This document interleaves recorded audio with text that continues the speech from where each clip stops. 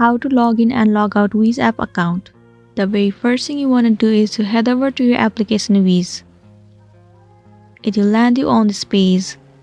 At the bottom you can see the option of Continue with Google. Tap on it.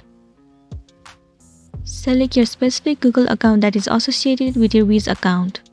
You just need to tap on it. Wait for a while. And there you go, you have been successfully logged into your Wizz account. Now if you're looking out on how to log out, you simply need to tap on this icon at the bottom right corner. Tap on this gear icon at the top right corner. Scroll all the way down and right here you will be able to see the option of logout. You simply need to tap on it and then click on yes.